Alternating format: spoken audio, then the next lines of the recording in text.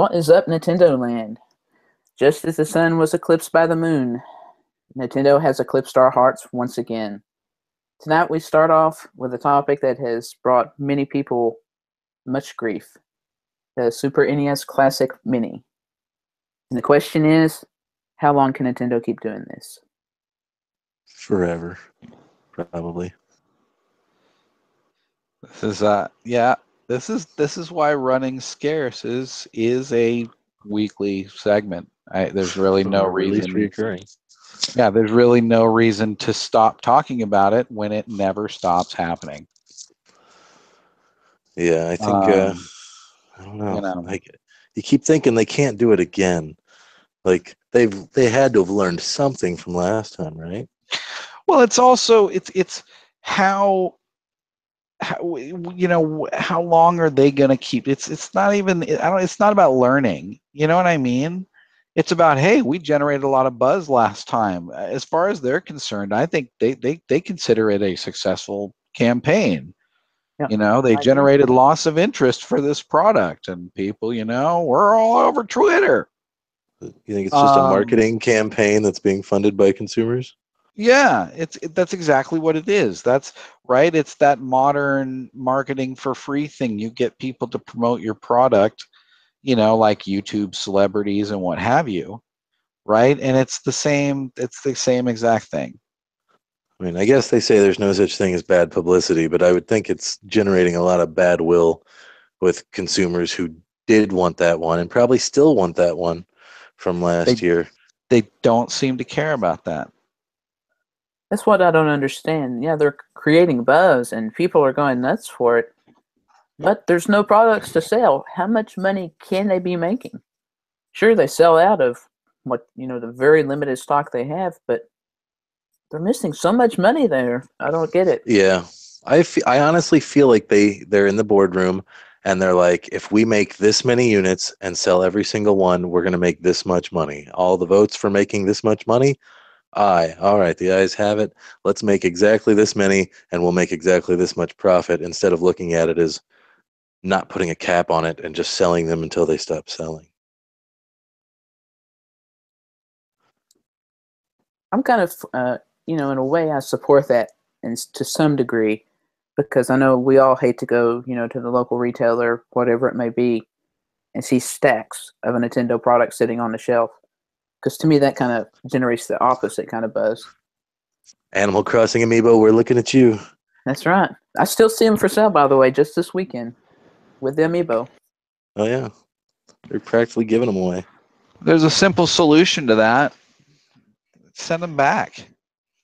Ship them off to, South America, Indonesia, the same thing we do Africa, same thing we do with the T-shirts of the losing Super Bowl team. Yeah, give them away charity. I don't know if that's what companies want to do, and like I said, obviously Nintendo oversold on those, but there's a lot of other stuff that it feels like they undersell on.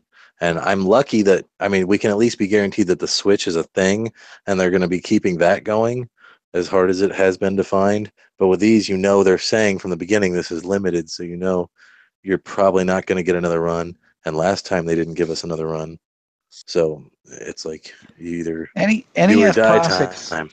NES classics just keep popping up though, and I don't know if it's from places that snatch them all up or kind of what the deal is. GameStop and ThinkGeek, which are the same company, like a couple weeks ago or a month maybe ago, we found a couple hundred or 1,000 of these in our warehouse, and we're going to sell them to you, but you got to buy a Zelda watch or something, or a Zelda poster that gets it all bundled up to something ridiculous. Or they're doing promotions. I saw some sign up in GameStop today that was, NES, you could win an NES Classic if you text something to somewhere. Right. So they're dangling them in front of people's noses, but they're not a product that you can otherwise reasonably buy. Our local video game shop, I think I posted a picture or a link, I think, that posted on their Facebook, like, look what we've got in stock. And it was an NES Classic in the box. And someone posted, like, how much? And they're like, I think it was 170 or 160 bucks that they ended up selling it for. And within 3 hours, they were like, it's sold out, folks. We only had one. Yeah. So the fervor is still out there. Yeah, no, it's asinine. And instead of actually, giving them $60 for one and $80 for another, I will spend, 90 minutes a week in perpetuity just bitching about what a shitty company they are with you guys. That's what we're here for. Do you think it's possible that the reemergence of the NES Classic Minis was just to kind of get buzz going for the Super NES Classic? Maybe. Maybe. It's hard to say. It could be completely independent. Amazon. Well, here's the thing. They did a restock. Remember, like, when they said, like, they said, well, we got more coming. Like, when the initial bundle sold out. It's very possible GameStop or ThinkGeek, or I don't know if they share a warehouse or if it's two separate ones, but they might have said, hey, this thing's obviously a hit. Let's go ahead and order a restock and just never put them out.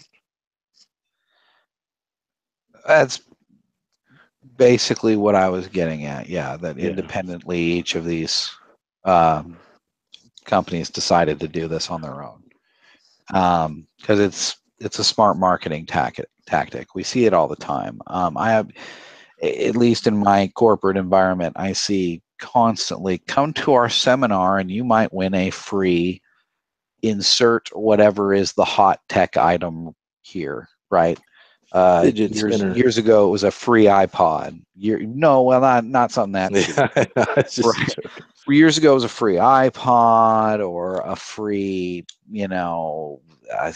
some kind of few $100 expensive item. And now I've seen win a Switch at places that have nothing to do with Apple or nothing to do with Nintendo. It's just, hey, come to our corporate seminar and you could win this. We're giving away a few of these, and it's just the company's charging people $1,000 a head to go to the seminar, and they're going to give away 5 iPods that cost them $300 a piece or whatever. By the way, I fully expect Nintendo to release a fidget spinner game for 3DS next year after it's all cooled off.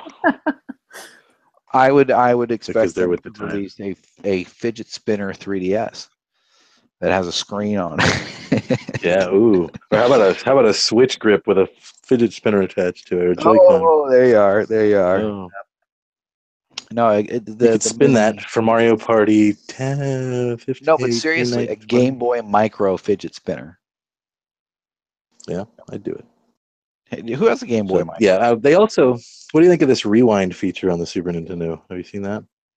That is Super Nintendo. Suck it. I don't want to talk about any features on it. I don't want to talk about any games on it.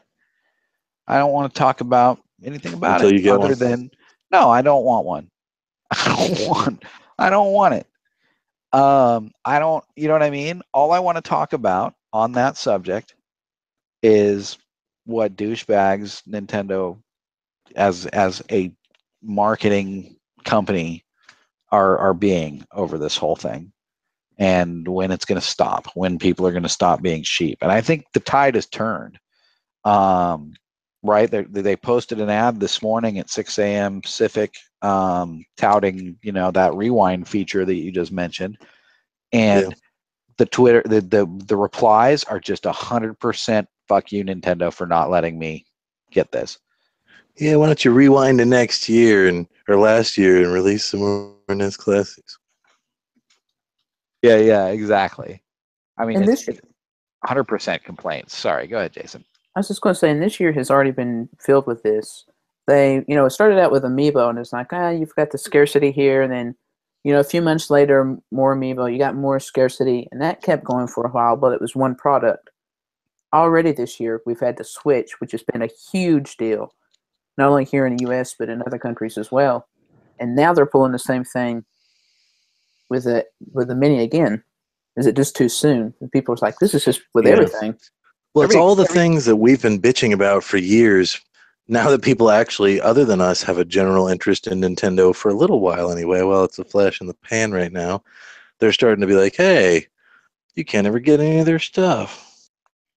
Well, and people are remembering the Wii and remembering like the Wii was a legitimate, they had no idea. It was, that was a real kind of shot in the dark. So the Wii they could be kind of excused for. And in their defense, after the first 6 months at least, it took them a while. But once production got ramped up, it stayed ramped up. People were still buying the hell out of them, but you could get them, and they were available, readily available. They fixed The it, Switch, basically. pardon? I said they fixed it, which they haven't done now. Yeah. The Switch now is at that 6-month mark, and whereas, well, I guess they did get a decent restock for Splatoon. I mean, again, as you pointed out, well, they were the best-selling console last month, and yep, there must have been product to move if they were moving a lot of product. Yeah, Splatoon 2 was the number one selling game for July 2017, and the Switch was the number one selling console. So they must have got them out there. They have seemed to kind of pull a Wii with it so far, and we'll see if that trend continues. I gotta assume that they know that an even bigger deal than having systems ready for Splatoon is having systems ready for Mario, and that's another couple months out. Yeah, Mario and Christmas. So if there's going to be like a huge, flux, a huge dump of Switches on the market, it's going to be between October. Is it October 29th? Is that Mario? When's Mario come out? Yeah, sometime around there.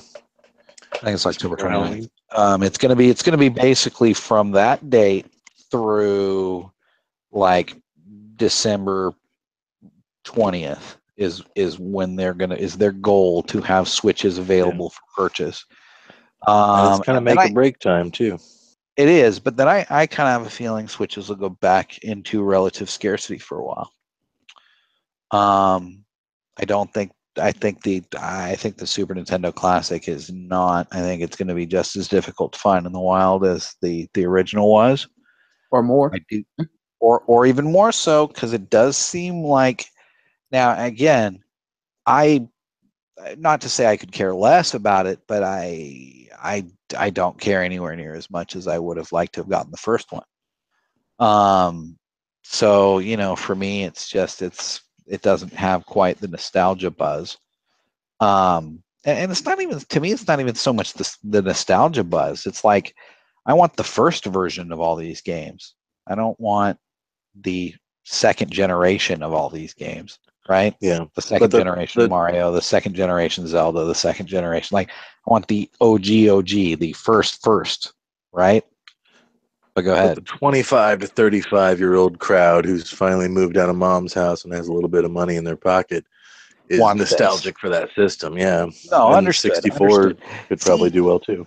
And for me, it is, I don't know, maybe it is a little less about nostalgia and more about that collector itch. Oh, it's the original first, versions of these games. It's really more about like, educating my kids. As I have a baby on the way and I've been thinking about it, it's like there's certain basic things I want my kids to understand. And I figured just the basic concepts of software programming is a good thing for them to understand. People in the world should understand that going into the future, because that's everything these days, right? Just the basics of how that stuff works, like you managing all the podcast stuff and all that, Jason. It's right. You have to have some measure of capability to be able to do that. My mother, for example, would be completely frigging incapable of even initiating a phone call over this. Right? Yeah. It's no longer just like it's no longer watching TV. It's YouTube, and by the time our kids are grown, it's going to be something else. Exactly. But I realized that I had that shock when my daughter went up to a TV and started like touching it, and I was like, that's not a touch screen. And I was like, oh man, that's like the only thing she's ever seen that isn't a touch screen. That's the first Like the screen phone's a she's ever touch screen, seen. the tablets, you know? Yeah, like that's the first screen she's come across that you couldn't control with your finger. Yeah, Eventually. yeah, exactly. And it's just like just not too many years ago, touchscreens were still a novelty. You know, The DS time, yeah, they were a novelty.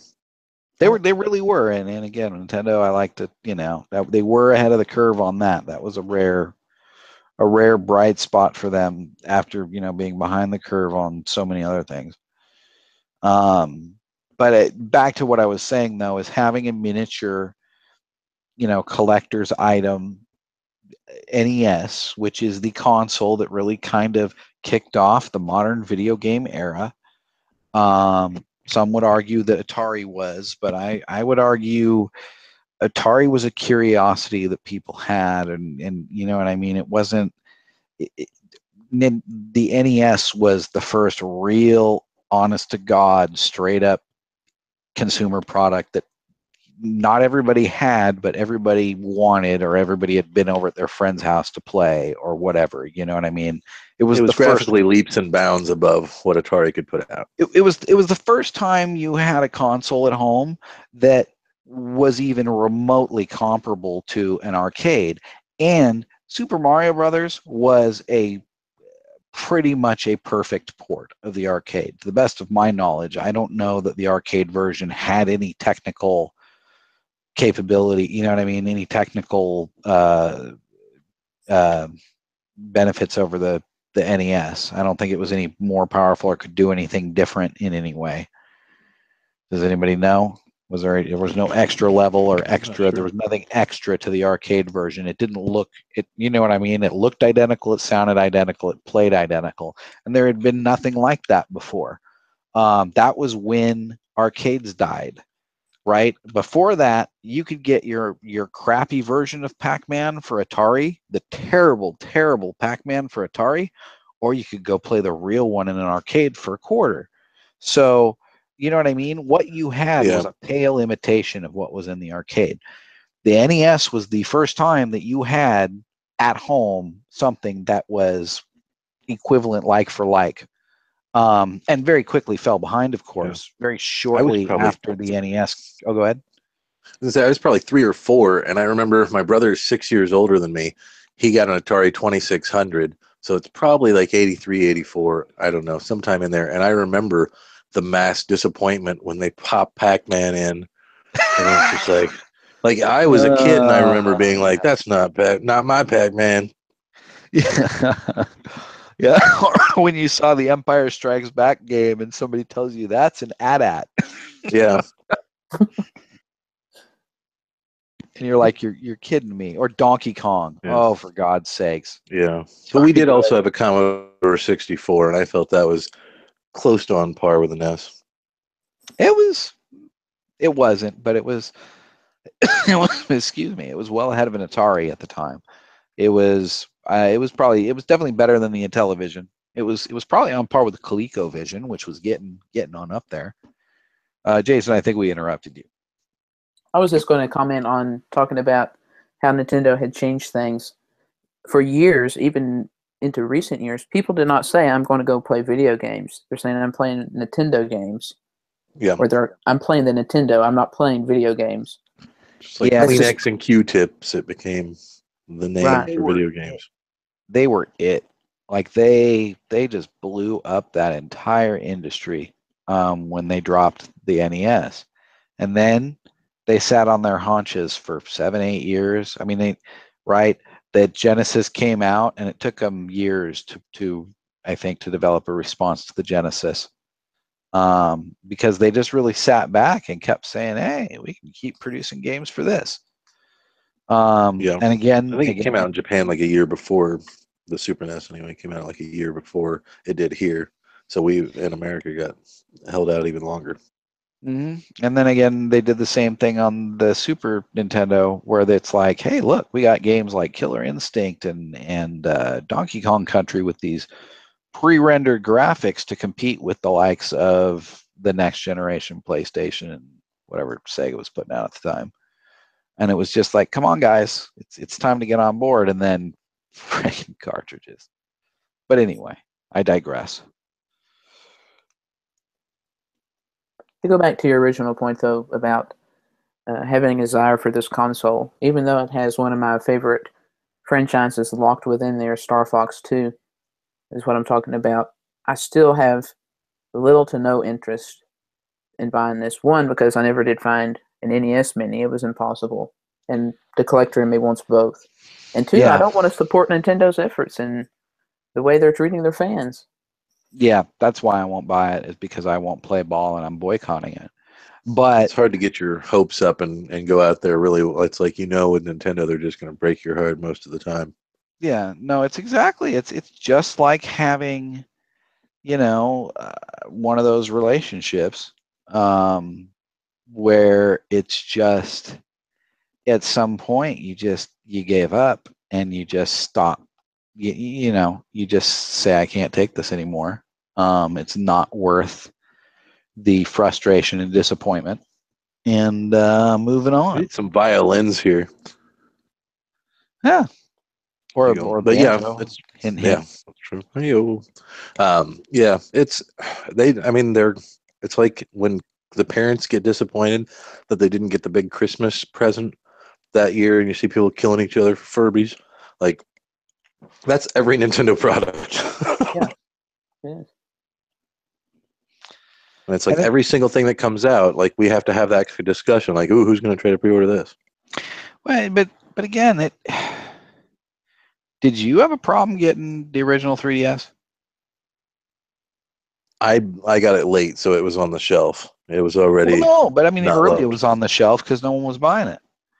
I bought it when Super Mario 3D Land came out, and then, and I'm a bastard for doing it because I never do this, but I bought the black one, and then literally 2 days after I bought it, they announced the Zelda, the gold Zelda edition. So I returned it. And I had even paid $5 for a virtual console download on it. Oh no, it was I think I'd gotten 3D Classic Excitebike. And I was like, okay, this is my punishment for returning something that I really shouldn't return, but I'm returning it anyway because I want the damn gold Zelda one. So I did do that. But I didn't even have a problem getting the gold Zelda one. I got a, just on a whim, picked up a second one for the wife, or well, it wasn't the wife at the time, but she, I don't know, she put 600 something hours into it. So that was a Did you not have the OG small one? You're an ambassador, aren't you? You got the ambassador certificate? No? Wow. No, Me I was neither. late. I had a buddy of mine that was like, hey, there's a trick you can buy. Like, for this week only, you can get the discount, but still get the ambassador deal.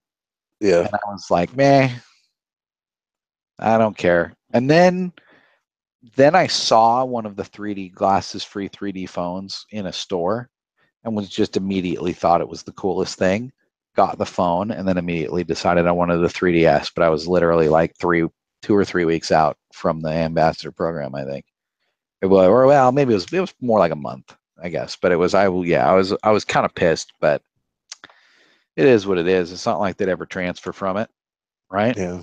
I had no problem finding a Wii U, that's for sure. But I was no. ready to get one of those. I did actually a little bit. You did? Yeah. I bought it like around the end of the promotion where you get a free game if you buy Mario Kart. I had to go to several stores, so yeah. I had it for about 6 months at that point, I think. But yeah, I wish I wish they were still out though. Like, I've seen the prices on those are hovering around $500 now. For Wii U's? Yep. Wow. I was looking at them used at GameStop. They're more expensive than most of the other consoles. It's kind of surprising. It's the Nintendo Dreamcast, man. That's going to be the one that years later people are like, that wasn't a bad system. Have you ever seen one? I got one. No, Not I have the real world. I have the wife's because we both had one, so I'm going to hold on to that as a secondary. And if prices peak on eBay at some point, I'll make a little extra cash maybe. Yeah, So, it's a fun system. Like I laugh now thinking like at one point they were like, we're gonna make extra game pads, so you can have 2 game pads and you and a buddy can play. well, no, that was the thing. As soon as they came out, that was like an immediate question, and of course, it should have been an immediate question. Like they should have known that was going to be an immediate question when the Wii U came out. Well, can you do 2 of these things, 4 of these things? How's that all work? And they Just use the acted Wiimote like, you already got. yeah, they acted like, well, what are you talking about? Why would you want 4 of these? Like, Yeah. duh. Like, of course. I mean, I've heard people who haven't used it make fun of the gamepad, but I think it's very comfortable. I mean, it's heavier than a regular controller, but you get you. Yeah, you really do. After a while, you don't want to play with anything else. Yeah, no, and it took me a hell of a lot of time to adjust to the Pro controller for Splatoon 2, and I think I finally have now, but there was, I don't know, I mean, it's bulky, but not in a bad way. It's bulky in a fun, comfortable way. Like, you know what I mean? You could just kind of lay the thing in your lap. It was all rounded. There was not, you know what I mean? Right. Yeah, no, I Watch totally, Netflix on it.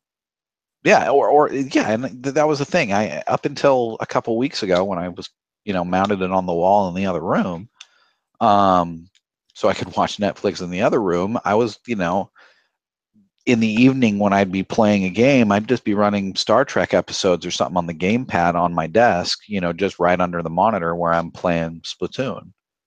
Yeah, With I'd browse the subtitles. internet while I watch TV, just on the gamepad. Just as use it as Yeah, a tablet. yeah, no, totally. I mean, it was. I understand they released an underpowered console because they had to put so much money into the gamepad. And some would argue they kind of went that same tack with the Switch with the Joy Cons. But damn it, that thing was convenient. It's still like my wife's family comes over from overseas, and like when they come over from overseas, there's always 3 things that I laugh about that they frigging love about America, and it's Amazon, Costco, which you guys said you don't go to often, but it's kind of like a Walmart, sorta. It's a big warehouse type store, It's like a and Sam's. Like a Sam's Club, or, yeah. pardon me, yeah, you're right.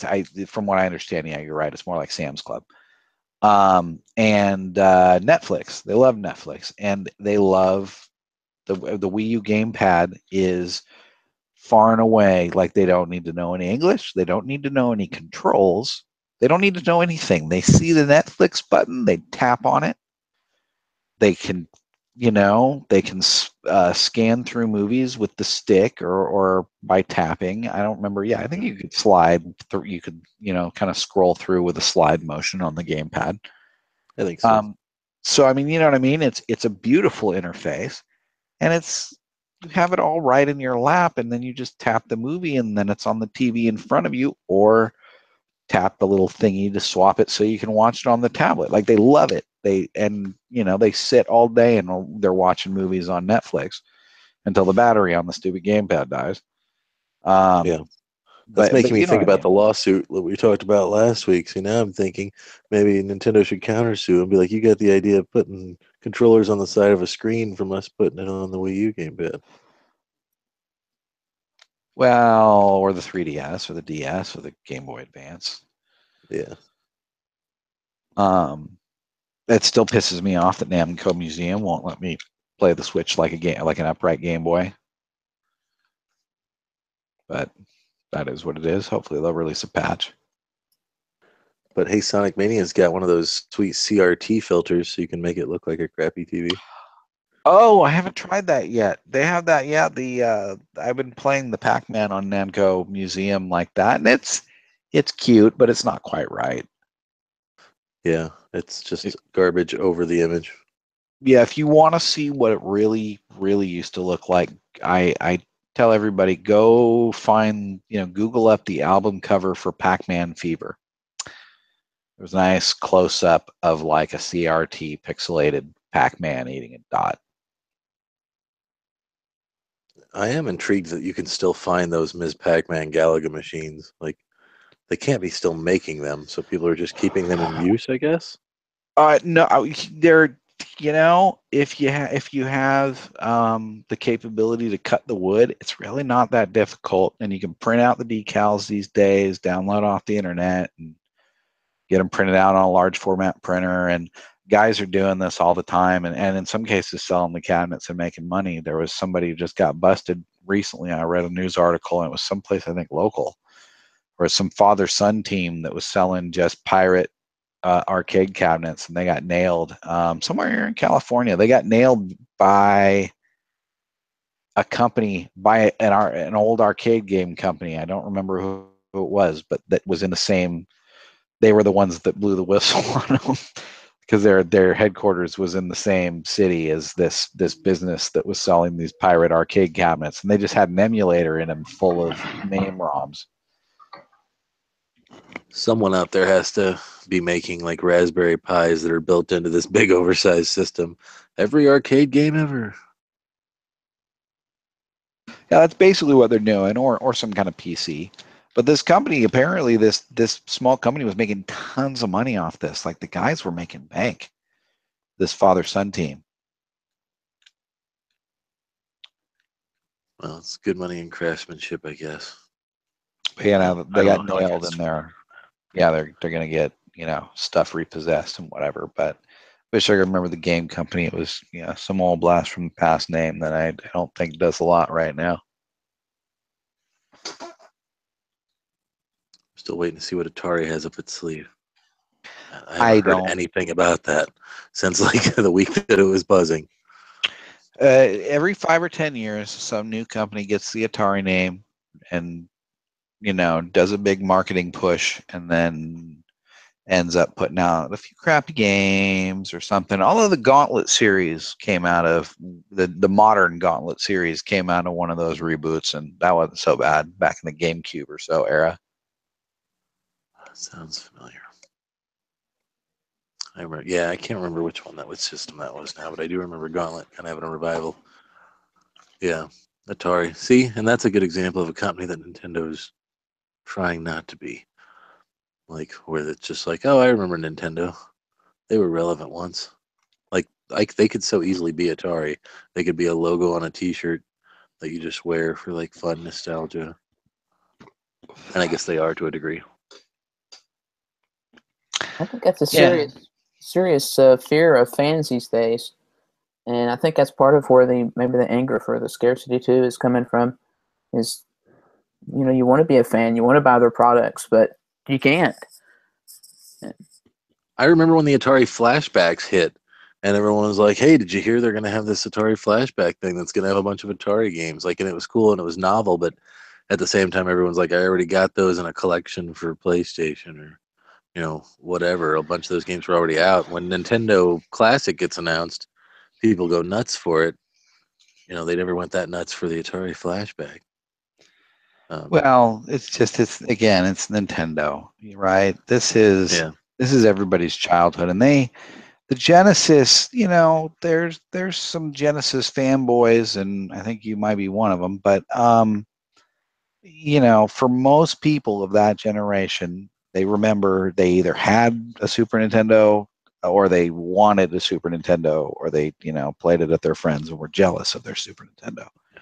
Yeah. I bought a Genesis at the same time that the 32X came out, like right about at the end. So yeah.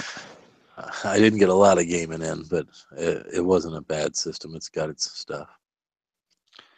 No, don't get me wrong. And Sega made a good run of it, and it's a detriment to the industry that they weren't able to continue. And that the likes of Microsoft took their place.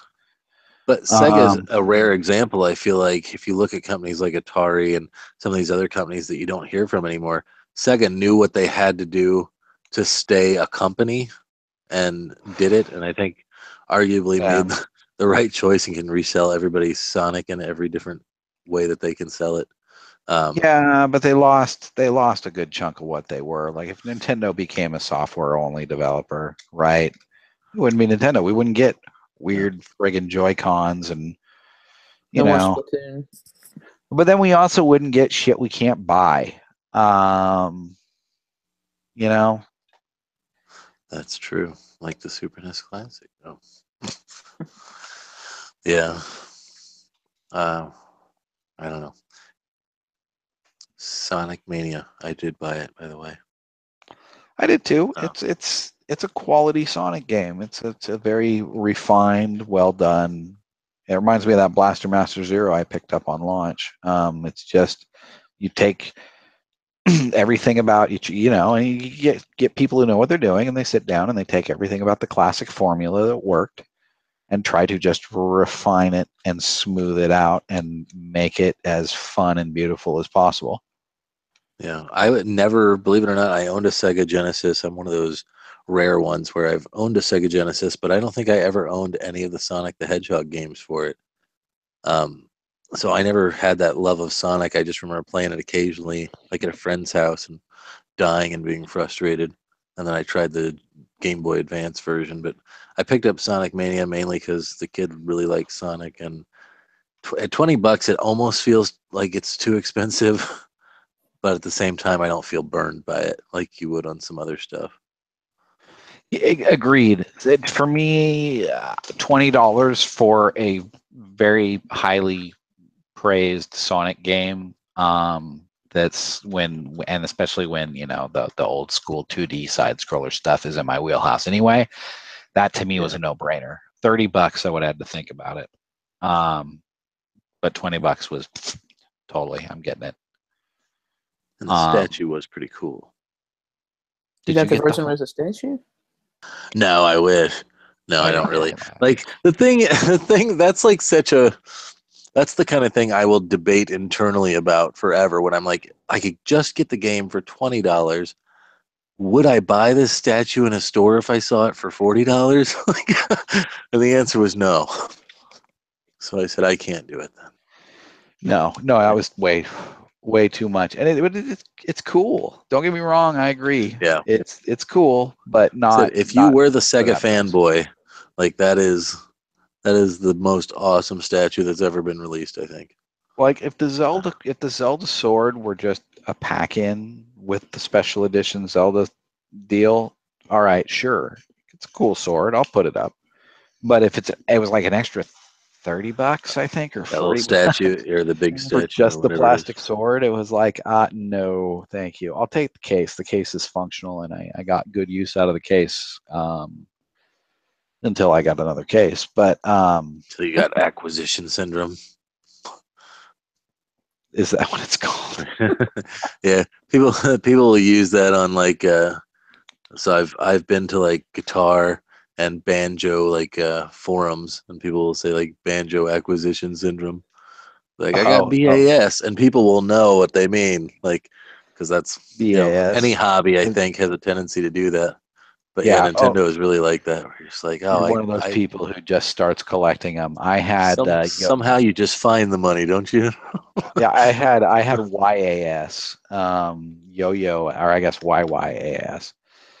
I got into yo-yos for a while, and I was buying all these super fancy yo-yos. But I'm a bargain hunter at heart, so I would get them on sweet deals. But still, it's like, oh, it's an $80 yo-yo I got for $40. Well, you still just paid $40 for a friggin' yo-yo, dude. Yeah. Oh, hey, we're buying Amiibo, and I'm sure you have some Amiibo of characters you don't even care about. I have many Amiibo of characters that I don't even know. Seriously, if I were to look at the shelf right now and you were to just if you were to point at a random Amiibo and ask me what game it's from, I'd say there's You're probably... either going to say Fire Emblem or... That's true. If I'm not sure, I'm going to say or Fire Xenoblade. Or like Xenoblade. It's either Xenoblade or Fire Emblem. Which one? I figured out Xenoblade is the guy that looks a little more futuristic, but basically any of the others, if you point to them, I'm going to say Fire Emblem. If you point to Cloud, I'm going to say Fire Emblem. You know who I bet can tell the difference? I bet Max knows the difference between all of them. Sure. I know Jason knows the difference. Yeah. We're hardcore like that. No, and you know what? I guess if you were to point at any of them, I could tell you what game they're from. But if you were to point at them and ask me their names, might have a harder time. Fire Emblem ones, I'm going to say that's anime sword guy. Well, and aren't they all like, man, what's the term? It's not transsexual, but like the Robin, there's a boy, and it's not bisexual, but they're both male and female, right? Like Robin, Robin. I would say they're transsexual in the purest sense of the term, in that they can transfer between, from one to the other at will, right? Isn't that how that works? Guys, Or I guess what in the world? Trigger one. Okay. See, that's when two people who know nothing about Fire Emblem start talking about Fire Emblem. Yeah. All it is an avatar character, just like the Splatoon squid that you play with. You can choose between a male and a female version. Yeah, but they're actual established characters, aren't they? So there's a boy Robin, a girl Robin, but Robin it's still Robin. Right, yeah. And aren't the other ones like that too? Okay, but no. There's, I guess any game where you can choose male or female is basically it's effectively you're choosing a transgendered character. Well, I'm just saying in this one, you can play. There's a boy version and a girl version of the same character. Right, it's your avatar that you choose in the beginning. Yeah. You can't play like to be boy Little Mac or girl Little Mac. No, but there's two different Robins that you choose between, right? Right. That's a good example. If Little Mac, you could play male or female. It would be, player 1, player 2, as they're saying in the Smash series, male and female. That's the exact, which I guess they could do. It's Little Mackenzie. That's a disturbing thought. I already got the pink robe. That's true. Anyway, so that's silly, but I'll go for it. See. Sorry, I was just asking. I have completely forgotten what our topics were supposed to be, other than bitching about the stupid mini. Well, I was going to ask. I know that there is a Fire Emblem game coming out, and I saw another sweet super special edition that has not yet been announced for the US, I believe. That's right. Fire Emblem Warriors will be coming out. So it's a Dynasty Warriors Fire Emblem skin. Yeah. And they showed that at E3, right? Yeah. And they've been slowly revealing a little more about it. About the special editions, Japan has 2 versions of special edition, and I guess recently they revealed Europe will also be getting the sort of standard special edition, and of course North America has nothing. Yeah, well, what games really do games still release the soundtracks on CD? Is that a thing across other consoles, or is that just a Nintendo thing? Like, I know at one point Shovel Knight packed in the CD in their physical, but that might have just been mocking Nintendo. I think it's sort of to a specific company. I know Atlas does that a lot with games they release. Like the first run will have a CD to say, thanks for supporting our game. But like, couldn't they just have a version with a CD that's like a limited thing, and then after that you always get like a download code for it or something? It sure would be nice. Yeah, I mean, it seems like that should be something that's just available. Like, to me, looking at this Metroid, I still see they've not sold out of their pre-orders for the for the 3DS or for the special edition. And I'm just like, I don't know how many people are going to chalk up an extra $10 for a CD, even if it's a Metroid CD. Is that what I'm chalking up? Is $10? It's an extra 10. There's a $10 difference. Well, with a discount, it's probably a little bit off, but I may need to change that. I think it ends up being an $8 difference with the discount if I'm doing it the right way. But it's one of them's. I think one of them's $39.99 and one of them's $49.99. I believe. I could be way wrong, or maybe it's $39 and $29. Either way, you're buying that CD. Yeah, they're not giving it to you. Yeah, for such a poor limited edition. But I know Shovel Knight did that too. But music, like I still don't think I've taken the wrapper off of my Smash Brothers disc that I got from Club Nintendo. They're fun. it's just fun to listen to them once. I basically take the wrapper off of every CD and then rip it to my hard drive and then put it away. So I have a little collection of Nintendo CDs. Right. But that, yeah, it is what it is. I feel like it's kind of a half-half. Like, oh, we got to do a special edition. Okay, let's just do this. It feels like a kind of a cheap, lazy way of doing it. But yeah. What do you think, Jay? You're a Fire Emblem guy. If given the chance, would you buy the Super Deluxe? I don't know. the Japan one, you don't know? I don't know. I'm just not real excited for this game. I mean, I feel like I'll probably pick it up eventually, but It's Warriors, dude. It's the same Did you have the exact Did you Zelda have the Warriors Zelda game. Warriors? Zelda Warriors. you see, I never bought the Zelda Warriors version. Whatever you want to call it. Somebody's going ape shit right now. Like, Yeah, I said it's like not called Zelda Warriors. we know Yeah. it's called Hyrule Warriors. Yeah. No, We're old. right, but it's It whatever. sounds more like a Warriors. Voltron cartoon this way. But no, it's just right. That's an appropriately generic name for it because it's just Yeah, it's the Dynasty Warriors Warriors series. reskinned. Yeah, it's Right. just whatever Warriors. Kirby Yeah. Warriors. It feels like one of those. Like I said, Nintendo does their main titles and then they do their kind of filler titles. And I sort of feel like this Metroid is a filler title, and obviously any Warriors game, it's I mean, I they had don't to give you feel the. like Metroid. This You, Metroid to me does not feel like a filler title. It feels like Skyward Sword. It feels like a legitimate swan song for the 3DS. I To hope me. so, man. Like my Um, expectations are low, but I well, still then think that melee my attack is weird.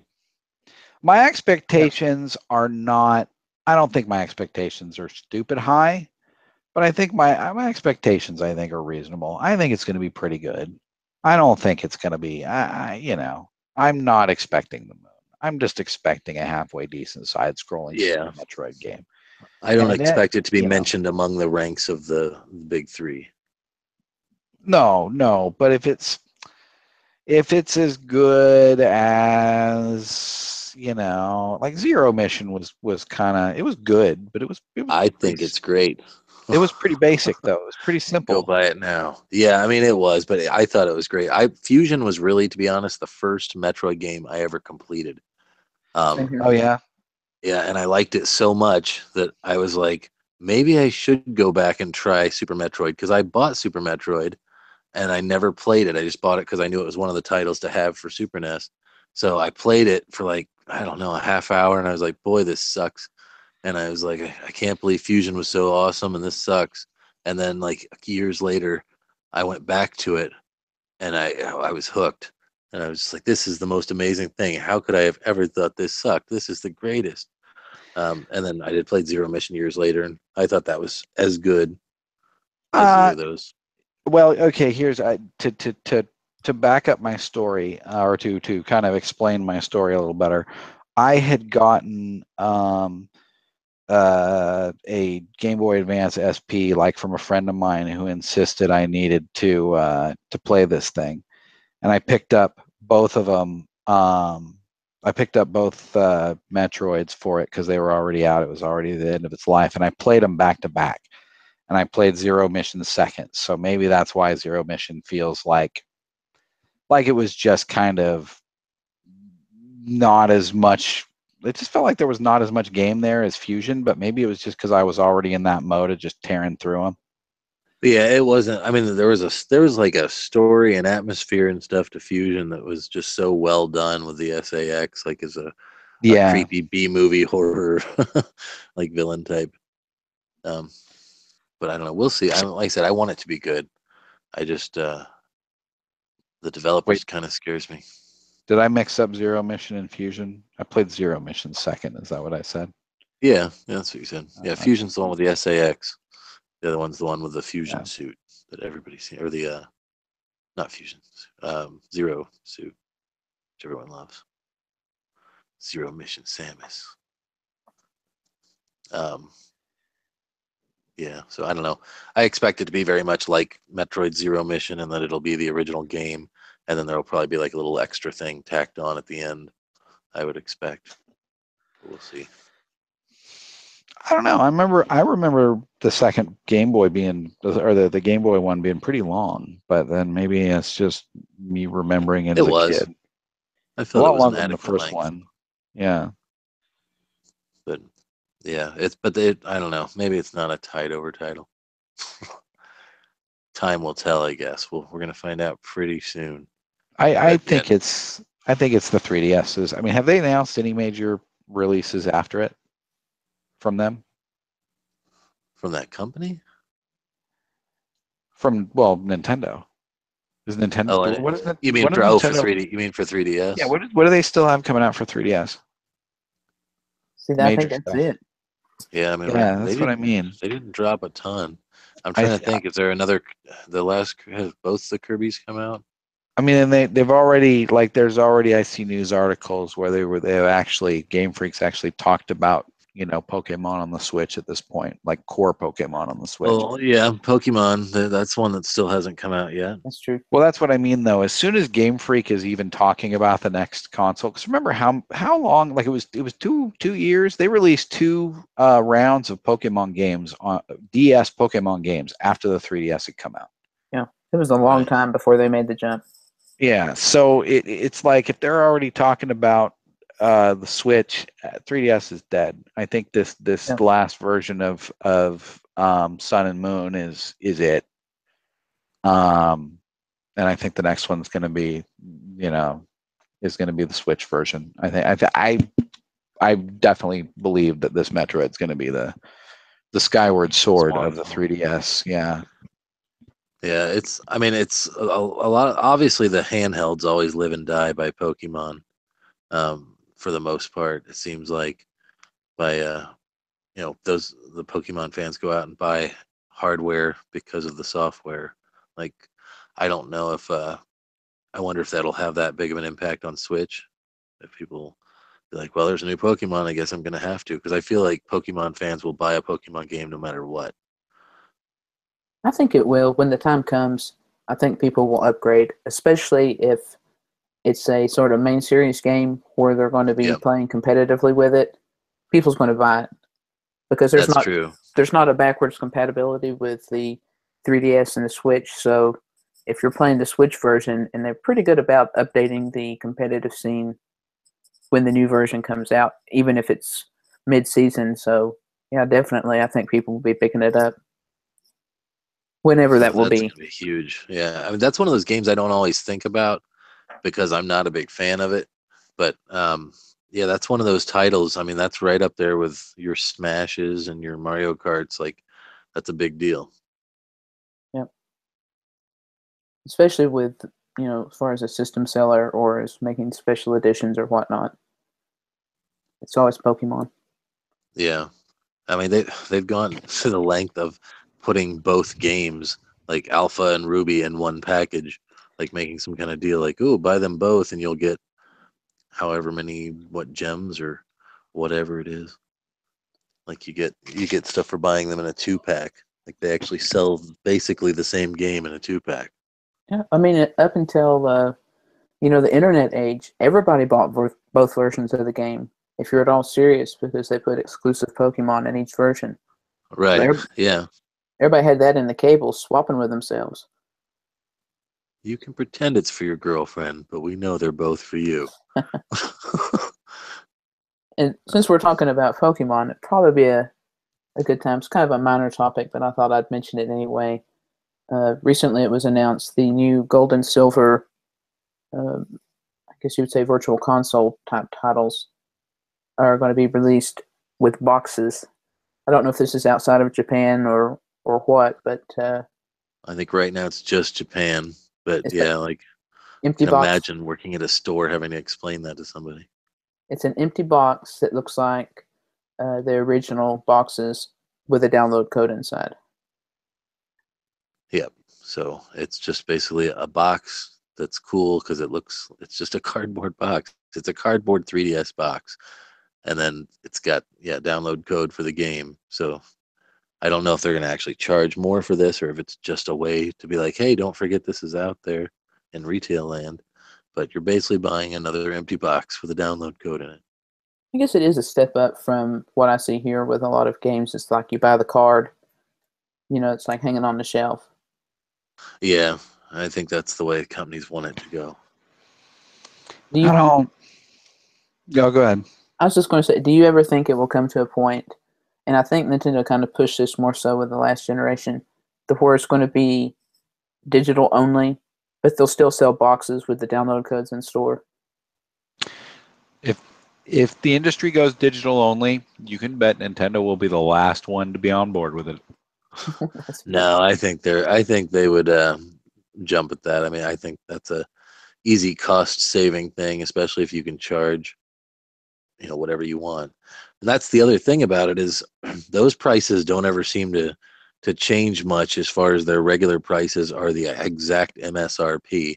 So retail's always more fun for me because you've got a good chance of getting it cheaper than you would a digital copy. But a lot of people say Switch is the perfect system to go all digital. I would agree. I hate having to swap out cartridges. Yeah, you've complained about that, of having to be somewhere and it's like, oh, now I want to play this, now I want to play this, when you're just kind of showing off the system. It would be so much easier if you just click right to it. Or just like, for example, if I want to just set it up and let a bunch of kids play with it and not, like a demo not unit. have to worry about it.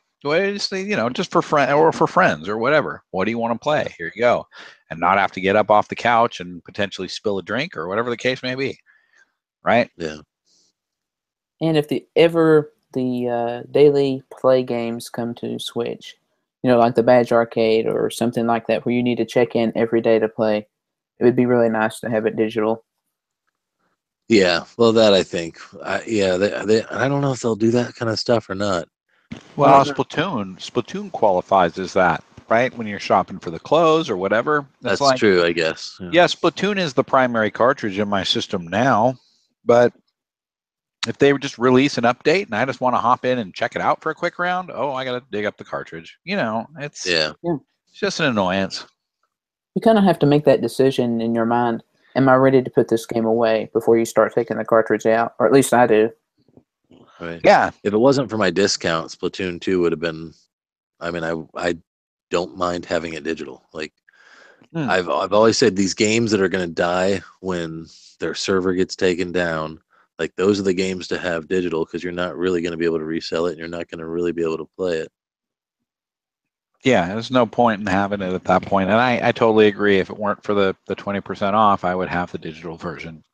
Yeah, because with my Wii U, I had the actual disc version, and then the disc reader in my Wii U died, and I was like, I'm gonna just sell this and buy the digital version, which I did. So I had to buy Splatoon twice, but it's nice having it right there, and just I've got Pikmin 3 digital as well. It was free with Mario Kart 8. I think I get the Wii U Fit, so it is handy even on the Wii U to just tap it and it's there. So I like it in concept. I like knowing that if I'm ever down on my luck, I can sell off my Nintendo stuff. Okay. I like the idea that if civilization ever collapses or whatever, there you go. And I can still dig up a dusty old Wii somewhere, wire it up, and put these discs in and make them work. But on the flip side, like, if I'm going to my family Thanksgiving or whatever, I'm even this year, I have the Switch. I'm tempted to bring the Wii U because it's just got Mario Kart 8, Smash Brothers, half a dozen old Street Fighter games, right? All the virtual console stuff that people might want to poke around with. All of it's just on there, ready to go. Nobody has to swap a single disc. Nobody has to touch a thing, right? There's literally 30 or 40 multiplayer capable games already installed on the thing, ready to go. That's how it should be. That's how my Switch should be. But my Switch, they're going to need to start swapping cartridges again. I mean, well, I guess you guys are both kind of Pokemon fans. Let's say it's even $5 more than the digital only. Would you want to buy the box with the download code in it? No, not me. So, No, if it's just a box, no. But that being said, for some reason, I have a weird thing about Pokemon that I want to buy the cartridge. I don't know why. yeah, well, think because it's you all said those- resale values. It's all those years Go of ahead. wanting to have both games. No, I don't think it's that. It's the case of like if I want to transfer a Pokemon from my buddy's old, it's on his cartridge, right? If I want to transfer a Pokemon from my buddy's Ruby, I got to transfer it to, and it doesn't matter what 3DS or well GBA in that case that I put it in, or well DS with the GBA slot, right? It's on the cartridge. That's like where your Pokemon are, is on your cartridge, and always have been. So it just kind of, I have a little pouch with like all of my and my wife's old Pokemon games on cartridges. And yes, every once in a great while, I will go dig up, oh, she wants her old Lapras, or oh, there's this particular Pokemon on this old ass Pokemon game, and I have to go do like the transfer, up 3 generations through 3 different cartridges or whatever. But I just like that idea. Now, these days there's the Pokemon Bank. So I don't know if I'm just kind of fooling myself, but I still just like the idea of it being a cartridge. And the other thing is, will the Pokemon even reside on the cartridge on your Switch? If I take this cartridge out of my Switch and put it in somebody else's Switch, is that just a fresh vanilla Pokemon game at that point, or does that contain my Pokemon? How does that work? I think it's all the data stored. Obviously, all the data is stored on the system. Yeah, I don't. That's Those the whole are, as problem. far as we know, those are read-only cartridges. So that weirds me out, and that You'll might probably weird still have the Game Freak bank. out too. I don't know. Yeah, you'll still have the bank. So that's the new mindset: is that you just, whatever you play, wherever you play it, you dump it in the bank, and then you access that bank from there. Yeah. But I don't know. It just doesn't.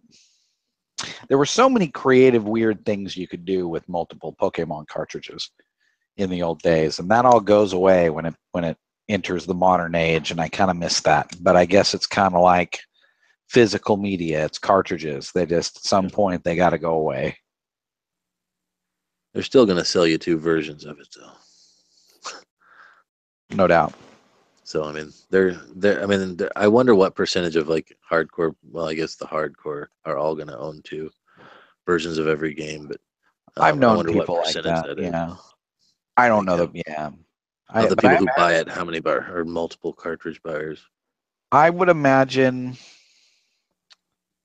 It's got to be a healthy 15-20%, but that's pulling numbers completely from my own ass. Yeah.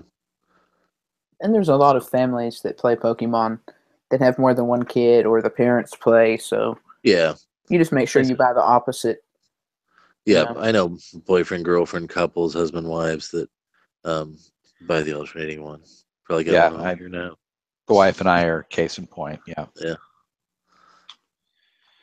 She played the crap out of Sun, and I just could not get into Moon. It just irked the crap out of me. They changed all the Pokies, and you couldn't, move them freely between games in the bank anymore. Sorry, go ahead, Jason.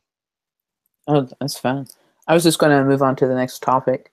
And since we kind of mentioned special editions earlier, I thought this was something neat to bring up. Finally, we're getting a Splatoon 2 special edition Switch. And it's going to be Walmart only in September, which everybody knows is really close to Splatoon launch date. Yeah. So obviously all the hardcore fans have been waiting for this the whole time since it just got announced last week.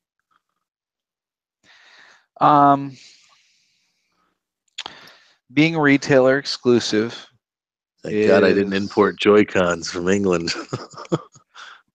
I paid an extra $12. Yeah, no. Yeah, it wasn't that bad. Not too concerned. It's you're not paying $300 for it. After paying $15 for amiibos that are now $3, I'll get over it. But yeah, no, I mean, I get to show them off for an extra several weeks, and I don't have to buy a Switch to get them because we still haven't seen an announcement of them being available. That's true. Separately. Well, I got to thinking when they did that, I said, okay, you buy an extra dock, that's $80. You buy the Joy-Con, that's 90. Let's say Don't forget. that's yeah. Oh, is it? The dock's 90? Dock's 90. Yeah. Okay. So the dock's 90. A set of Joy-Cons is 80. So I'm looking at that already. Well, at this point, I'm almost in for 200. I might as well just get the extra tablet too. Like I don't know. So they'll get a few people on that, I guarantee you. And you get a case that is currently only available outside of the U.S. Or you could probably go to Play Asia and get it. Yeah, well, but it's still import. Yeah. You get a case with it? I guess I'd miss that. Yeah, it's the kind of dark gray black one. Some of our friends have posted it on Twitter. If you've seen a case come up, so I think I know the one you're talking about. Yeah. It's like a zipper case. So I mean, and the thing is, I also had noticed, or from what I understand, this isn't a value-added bonus thing. Like you're paying, like what was it, $400 or close to $400? I think it's $399.99 is going to be the retail on it. So you're paying an extra $100 to get a $60 game and a $40 case, I guess. Oh, okay. So it's not. You're paying exactly what it costs to buy it. Yeah, I see. Yes. So Bundling it. See, even Nintendo is starting to bundle it. And when they say bundle, a bundle used to mean, hey, it comes with a free game. Well, I guess not. Yeah, yeah, Well, that's true. Like the Wii U Special Edition came with a game for $50 that was arguably not a $50 game, Nintendo Land. No, but you were also getting a bigger hard drive. You were getting more. You're getting more memory, and you were getting, like, you know what I mean. They threw enough little things in to make that $50 feel well worth it. Whereas, yeah, these days it's just like no deal. You know, they do give you a deal on 2 Joy-Cons. That's the only thing I can think of. $80 versus 50 instead of 100. Yeah. Yeah, they really rake you over the coals if you just break one. Yeah. But I don't know. I'm happy with my choice of buying the pink and green ones separately, and I'm okay with import. It was kind of a whole experience importing them from Amazon. So, well, I paid an extra $12 in the long run. No, I can't fault you, like you said. Yeah, that was a lot less painful than it could have been to get those. Than I expected, yeah. Yeah. And super fast. In hindsight, I would have saved myself $6 and waited an extra week. Yeah. Plus, you can say these are my European Joy-Cons. My imported Joy-Cons, fancy. Imported, fancy imported. Yeah. And I have the fancy box with Japanese lettering on it, which is kind of weird that it was imported from Amazon UK with Japanese writing. So you have is it the Japanese version, or is it just the UK version has Japanese? You know what? Now I'll have to go back and look at the box now that you mention it. I think it just has some Japanese on the box. Oh. This would be some really globetrotting Joy-Cons there if they came from Japan to Europe to the I bet they made them in such limited quantity, though. They could have very well just shared the box design.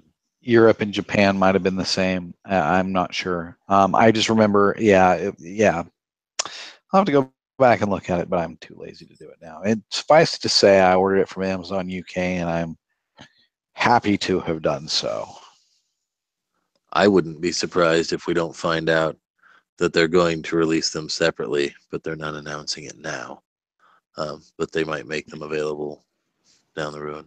Like after well down the road, yeah. I think eventually we will get some sort of custom Joy-Con option. I think our retailers might have some stranglehold on the, you know what I mean?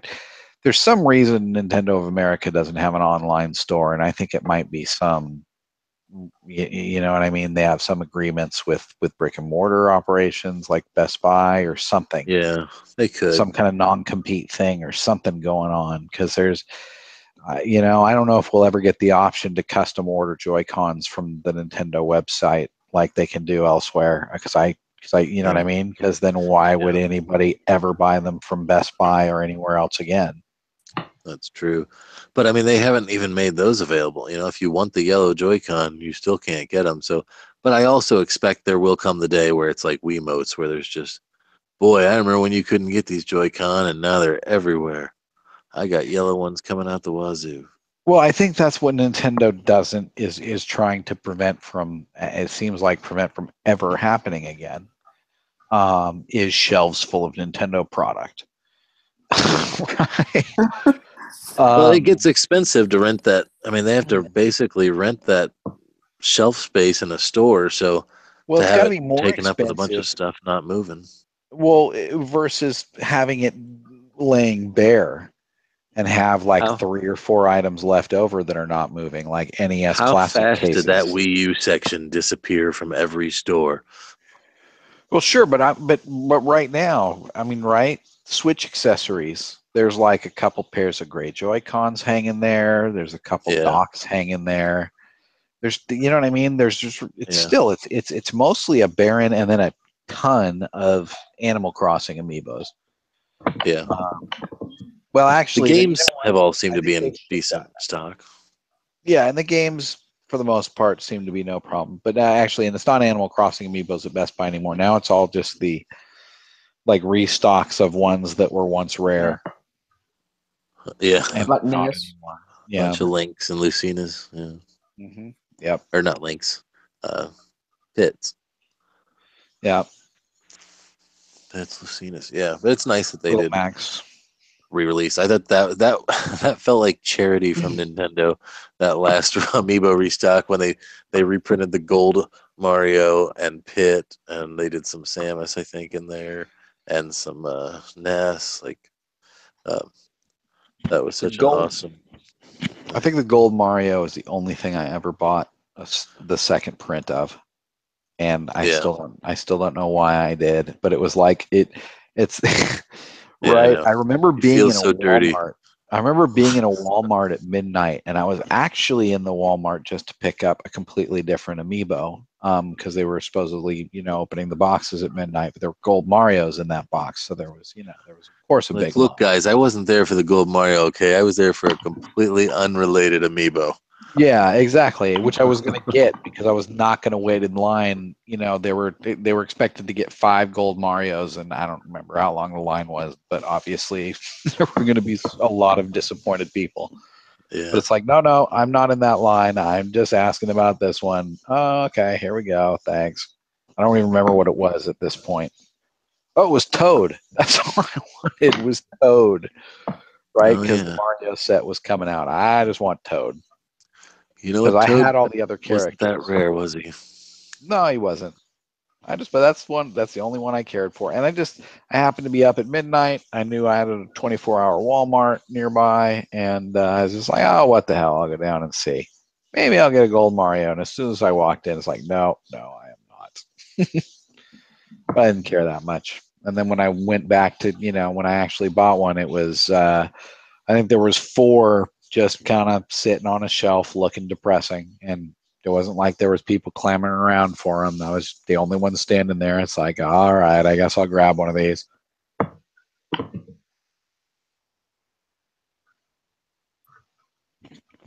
So another bit of weird Nintendo news coming up. Nintendo is doing another ARMS TestPunch. What? Seriously. Yeah, that's like I said. When you I think that as a topic, I'm like, why are we talking about old news? Yeah. No, this is another round coming to you, now, which I think I complained on an earlier podcast. So, like, I don't understand Nintendo not putting out demos for their own games. Like, there's plenty of games that put out demos. You would think they would see the value in that, especially when you're trying to sell a concept like ARMS. Like, here we go again into the motion control world. Why wouldn't you want a demo that you can just play all the time, and even if it's just a training with sandbags that you're punching, like something so that people could just kind of get used to the feel of the game and see if they like it or not. Without having to feel, especially people that feel intimidated by multiplayer, right? Yeah, Like it would be, yeah. it's like we were talking about in Splatoon, how many noobs gravitate towards a salmon run because it's non-competitive, it's co-op, and so they feel if they've only played single player and they don't feel they're intimidated by playing multiplayer against other people, they play it with other people. And I think that you're absolutely right. There should be a demo of ARMS that, like, I think there is a basic training mode, but there should just be something that lets you play one character versus a handful of bad guys, in a couple scaling difficulty levels, not too much, but just a really simple basic version of the game for a demo. Can't unlock anything, can't change arms, whatever, but just enough that somebody can play with it at their own pace and get more comfortable with it, as opposed to, here you go, get ready to get your ass beat. Just do like they did with the Pokemon or the Pokken tournament. Just like what you could play as 3 or 4 characters, and it was basically you play like one round of. Well, that's right. Why not do that with out. ARMS? Yeah. Well, I mean, the sales numbers had come out on ARMS, I think, and they said it's a million seller, so it did okay. I mean, that's a lot of Switch owners. That's just because there's people that will buy anything that that Nintendo puts a stamp on. I mean, we all bought. How many of us bought that terrible Animal Crossing game, or am I the only person who got suckered into that? No, But the Wii U one? I got that. Yeah, that Wii U one. Okay, so 3 of 4 of us got suckered into that, right? Yeah, and I put like 1,600 hours into New Leaf, and I wasn't going down that road with you. And I was genuinely interested in ARMS when it came out, and I put some real time into it, and I've had some fun with it. Like, I don't think it's a bad game, but I know I'm in the minority. I have out of. Oh, people like it. It's gotten decent. I think people have withstanded it a lot more than I thought they would. I've seen generally positives. All I know is out of my friends list, I think out of like 18 people, I think 2 or 3 other people have it. One guy I know is just played it for an evening or two, played it for a weekend, and haven't touched it since. And I should double check. I'm betting nobody else has touched it either. I haven't touched it since Splatoon came out, except that one time when Splatoon's network was down. Yeah, it's like, that's the other crap, side of the coin. Play ARMS. The only possible logic behind this that would make any sense in business terms is that it's been cannibalized so hard by Splatoon 2 that's all people are buying in ARMS. It's like somebody just turned the faucet off on ARMS. So I would imagine that's the case. Let's remind people that this is still out here, because from a marketing standpoint, it was really dumb to put out a brand new multiplayer competitive, quote unquote competitive, online game, and then a month later release a much superior multiplayer online game, in my opinion. I think their strategy here is maybe with the Splatoon players. Oh yeah, let's tell them that there's another online game that's just as good. So here's a demo. That's the other thing. Obviously, with July, we talked about that with the Switch. I didn't see what the numbers were, but with them obviously selling a bunch of Switches, that means they've got a bunch of new customers who weren't around for the first TestPunch too. Yeah. So it's a way to introduce them to it if they want to get into it late. But they knew that there was going to be massive overlap in the demographic between those two games. I think they just did what they did. They should have released ARMS earlier. They should have released it before Mario Kart, I think. Launch with it. Yeah, maybe not launch with it. I guess that would have been ideal, but it just wasn't ready. Obviously, but it just it was. They released it just too damn close to Splatoon. It just it even felt like filler. It's like, here's something you can buy if you really want to buy something while you're waiting for Splatoon next month. I mean, I don't think it really is. I mean, something about the look of it, there is a certain thing that, it looks like filler. Like the whole thing's kind of wacky, but I also think that, it is something that people thought about, and obviously it's a really well-rounded thing. Like, so people spent time. It's not as fillery as I thought it would be. I think it's a much better game than I expected it to be, but I still haven't bought it. There's still not enough to it, in my opinion. You know what I mean? There's as much to it as, you know, any 3D fighting game from a few generations ago, right? Most 3D fighting games these days have some kind of story mode, and they have all sorts of other side modes and whatever to make it feel like a more fully fleshed out game. This just doesn't really have a lot of that. It still is just kind of a core fighting game, and they play with the mechanic a bit, and they have the little goofy modes like volleyball and whatever, but it's like a lettuce wrap burger, right? It's just like it's kind of all meat, and I need some bun around it. Uh-huh. You know what I mean? I Yeah. need some in between stuff. I need other side stuff, like the Dead or You Alive need a game I punch got. fest. Yeah, I need, like Smash Brothers has all sorts of funky different modes and whatever, and little side mini games and whatever. And this just doesn't really have much of that at all. It really feels They didn't very, even make Amiibo.